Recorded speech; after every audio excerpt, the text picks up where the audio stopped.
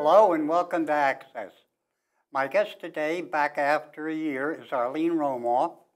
Arlene is one of the nation's leading advocates for people with hearing disabilities, and she brings to it her own profound experience as a person who lost her hearing as an adult and then recaptured it with a cochlear implant. And she studied this intimately and is always fascinating and informative on the subject. And she is also the author of Listening Closely, which recounts her experiences and viewpoints. Okay, Arlene, before we came here, we were talking about something that certainly occupies people in East Hampton, where our senior population is much higher in terms of a percentage proportionately than it is in most of the country, and that is the cost of hearing aids. Now, I'm going to start that with my own personal experience. I have 2 hearing aids under here, which I recently received from the Veterans Administration. The cost of these hearing aids locally would be about $8,000. The Veterans Administration paid a little more than $1,000. I think it was $1,030 for these hearing aids, which shows how much markup there is on the cost of hearing aids. So, Arlene, what can be done about this? What is happening that might help affect the cost of hearing aids to people? Well, one of the biggest problems about the cost of hearing aids is that usually health insurance doesn't cover it. Mm-hmm. Not only that, Medicare does not cover hearing aids. So your senior population reaches that age, 65, and they assume that just like they would have other areas of their health covered, whether it's crutches, wheelchair, pharmaceuticals covered by Medicare, all of a sudden, their hearing. Why? I mean, presumably you have 20 million people or more in the country who use or should use hearing aids. Yes. So is it simply a matter of trying to save money? The basis of this is that people do not understand the impact of hearing loss. It just doesn't look like any big deal. You can't see it. I'm telling you, I'm totally deaf, right? And I have bilateral cochlear implants that are allowing me to hear with enormous success. Yet, if you look at me, you can't tell at all if I'm hearing, if I'm not hearing, or what degree of hearing loss. Well, yeah, but you have a lot of people who are related to people with hearing loss. You have a senator. I know Tom Harkin of Iowa, for one, had a close relative who was deaf. You have hearing aid users who are in Congress. How can there be so little awareness? The reality is that until somebody brings up the subject, it just doesn't get discussed. It has not reached that on the radar level. Hearing loss is considered no big deal, and it's going to take, and I hope that today's session will propel this to get some attention to the reality that hearing loss is a very big deal. I just told you that all too often, seniors who are examined are diagnosed with dementia, when the reality is that they have a hearing loss. And it's not hard to see how that could happen. No. You answer inappropriately. You answer the wrong question. You nod. All of these are symptoms of hearing loss. Yet, if you're not thinking about that, it can be construed as dementia or other problems. The thing that bothers me is when I see people who are hearing impaired laughing at a joke they haven't heard. Yes. And it's hard not to. You know, you're in a group of people and you're congregating and you don't hear the punchline. Yes. Because people that's in my book. Everything you can discuss. Yeah. Is in my book. People drop their voice at the punchline. Yes. And let me tell you, the punchline is the most difficult thing to get, and I will tell you why. This is educational to anybody.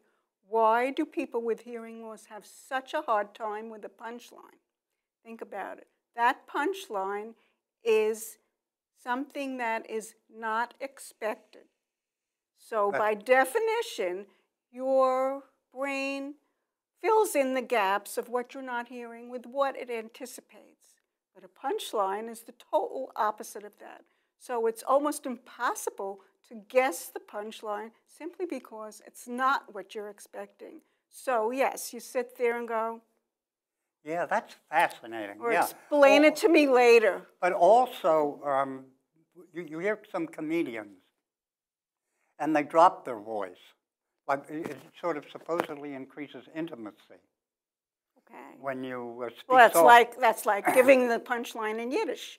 It's only for a certain audience. Right? Yeah, right. Yeah, that's a good analogy. Well, all right. So you talk about the brain filling in. Now, my hearing is deteriorating, and I now have trouble hearing concert music. It's hard for me to enjoy it. I'm mostly giving up on it. It is a loss, but okay. But now, is it possible that even though my hearing is diminished and the hearing aids don't bring it back at these high frequencies, that my brain can somehow revive and recapture those notes I'm not now hearing? Yes, and I will tell you what you should do. And Please. This is good advice for anybody. If you are losing your hearing and you're finding that you just can't enjoy what you used to be able to enjoy, the conventional wisdom is to listen to music that you are very familiar with, because you have what is called auditory memory. Auditory memory means that in the depths of your brain, there's music that you remember from years past. And when you hear the framework of that piece, your brain will pull up those memories and it will fill it in. I call it the Beethoven method. How did Beethoven, who was totally deaf, compose such brilliant music? He had an enormous amount of auditory memory. And I've had this discussion. Why did he write certain things? If you did an analysis, you would see that certain harmonies, certain themes, he had already written. He just made it more so. So that's my advice to you. Go back to the music you are familiar with. I wrote about it here too. If I can tell you an anecdote about auditory memory. When I got my improved and upgraded speech processor for my cochlear implant, I wanted to go back and see how my piano playing sounded. So I went and played a Chopin nocturne that I have been playing since I was 16, and that's many years. And I played it in varying tempos, faster, slower, but still the same piece. When I played it very slowly, almost like a love song, my brain told me, that's exactly the way you played it the day Kennedy was shot. 45-year memory. It remembered how I played a certain song and paired it with an emotion, and I was able to bring that memory up. So I'm sure you have some memories of pieces you played for many years or listened to. It will work that way. Next time you come, we'll have to sing. Okay. I also understand that music arrangers who lose their fingers, there have been music arrangers who somehow can no longer use a piano, have the memory where they can almost see themselves or feel their fingers doing it even though they have no fingers in arranging certain music, but their brain has that memory. I had the experience when my first processor stopped working. After 10 years, I was in total silence. That's in this book. And that really is why I impress upon everybody, you really don't understand, unless you've been deprived of hearing, the impact of it. But I lost my hearing for 24 days. And after your surgery? Yeah. My first implant after 10 years stopped working. And then until it could be replaced surgically again, this side, I was in silence. When it was replaced, I was back in business. And then I got the second one. But during those days of silence, I sang. How could I sing if I didn't hear myself? For some reason, the physical properties of my voice, vocal cords, My husband tells me that I was singing pretty much in tune, even though I couldn't hear it. So there's more to hearing music. The brain is far more complicated than we ever consider. I'd like to get back to a minute to the cost of hearing aids. You bet. All right, so we have the situation where Medicare doesn't cover them. There isn't sufficient awareness, but still people go out and buy them and have these vast, these high prices to pay for what is called a sophisticated, but still, in most respects, is an elementary computerized object. Now, this hearing aid that I'm using, this set of hearing aids, that would cost $8,000 or $7,000 in Southampton. And you were telling me earlier that Costco now sells hearing aids. You have a variety of places to purchase hearing aids. Yeah, and not enough yet, though. Not enough, but and are they selling for much less? You have a marketplace system right now. You don't have hearing aids covered by insurance generally. You don't have Medicare covering it. You have professionals, audiologists, hearing aid dispensers who have private businesses. You have, as I mentioned, Costco. You have some nonprofits like the Center for Hearing and Communication, used to be called the League for the Hard of Hearing. They are a nonprofit, so they dispense hearing aids aside from other services. So there are places to get hearing aids, but the demand, the pent-up demand is huge because 10% of the population has a hearing loss. But when you get to that senior population, 1/3 and then 1/2, and as you increase with age, it's just few. Less than 25% actually get hearing aids. But my question is, is this competition from large-scale retailers like Costco right. Starting to have an effect on the price of hearing aids?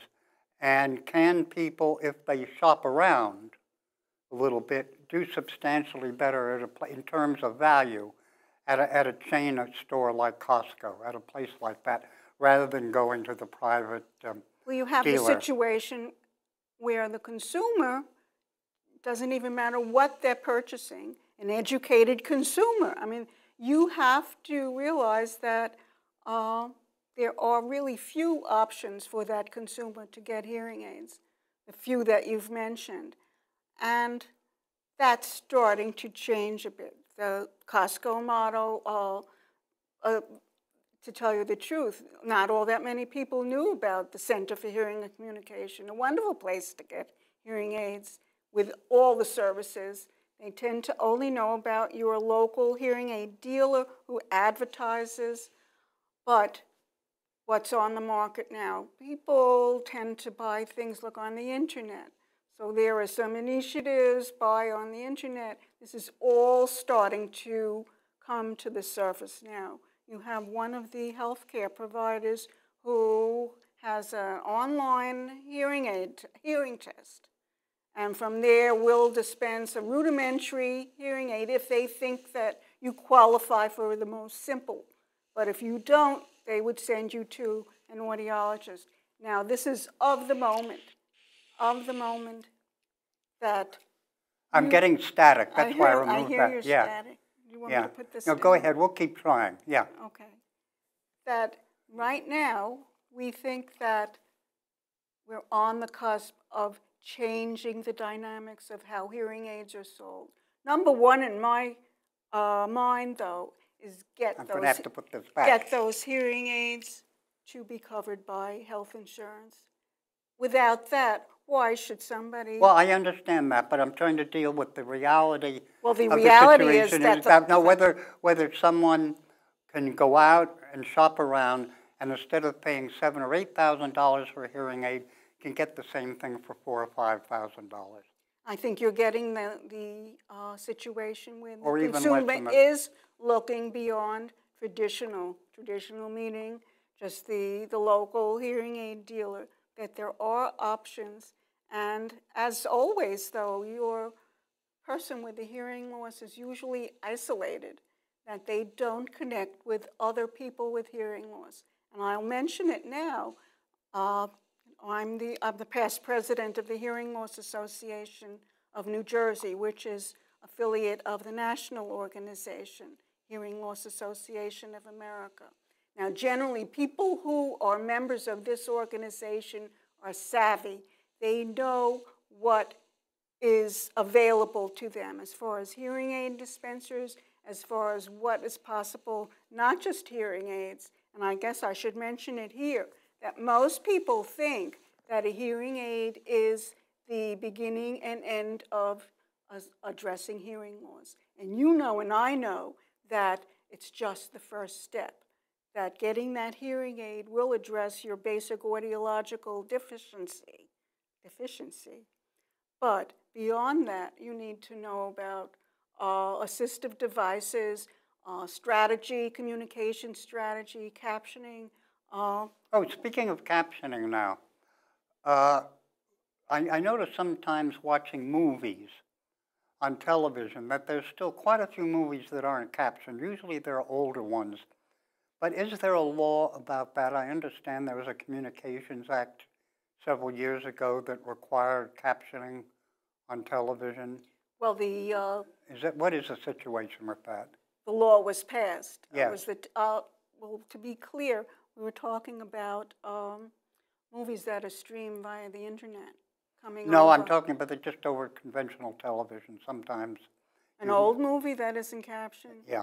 That should have been captioned. Anything that's on television, regular, should be captioned. If it's not captioned, you should complain to the station. There's that law, that your television programming, 100% captioning all the time. Some very small cable stations, because of undue burden, the costs may be exempted, but they have to apply for the exemption.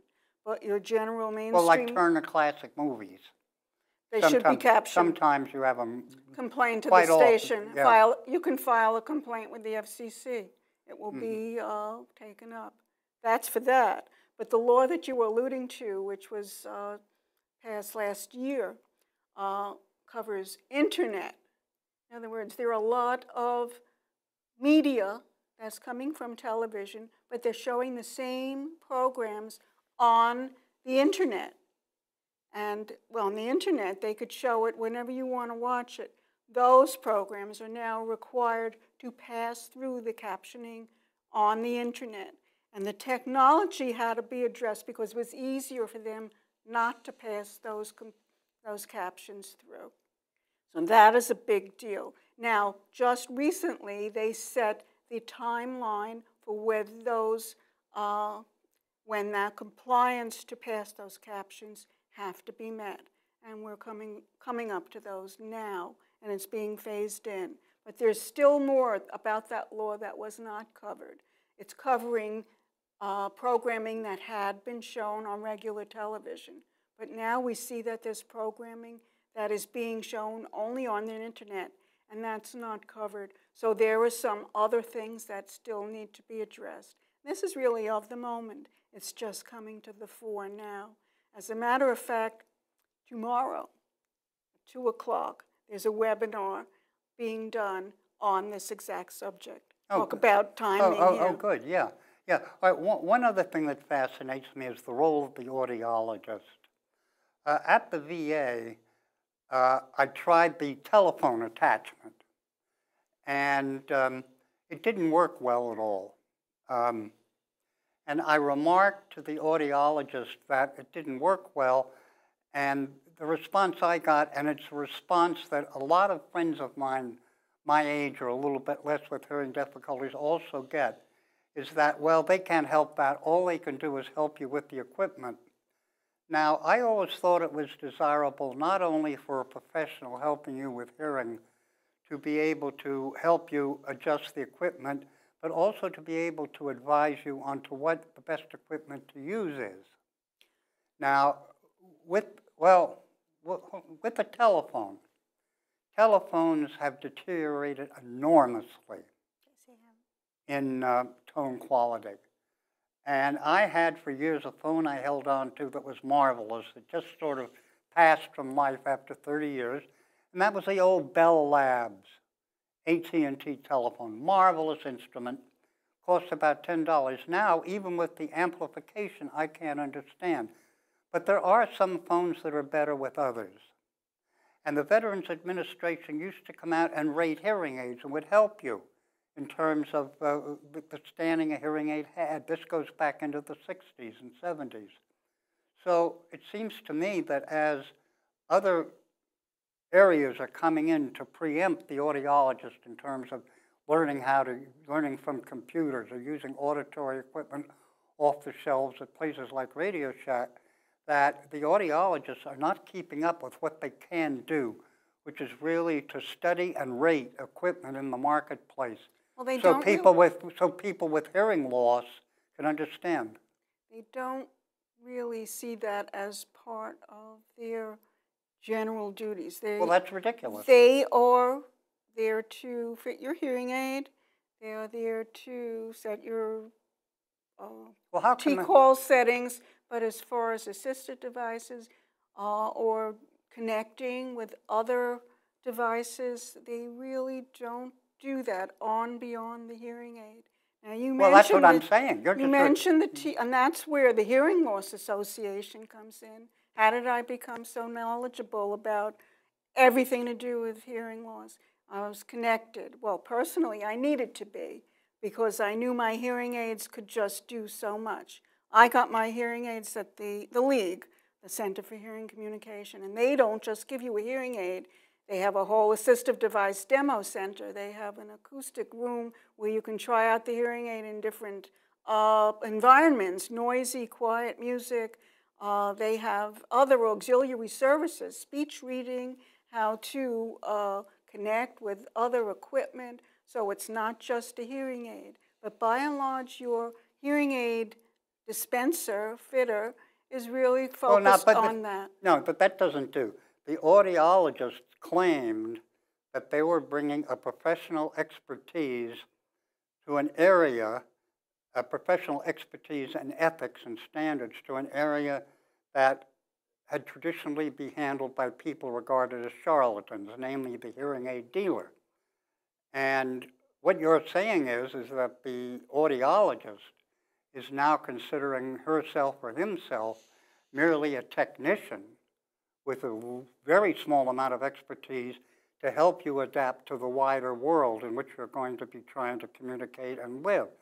So that if it comes to getting a telephone, you have no way of knowing what it is you're buying. You can maybe try it out in a store, but you're not going to learn much from that. You have to learn in life.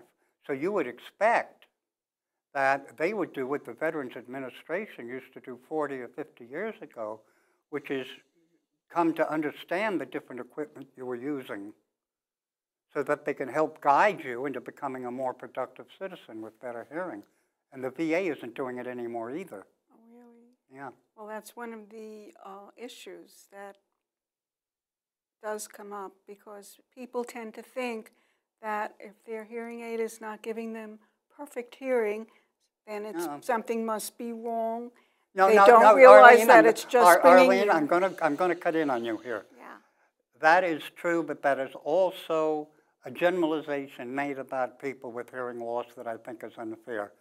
I haven't met anyone using a hearing aid, and at my age now I have many friends who do, who expect the hearing aid to fix anything. I think that is a straw, that is just something set up.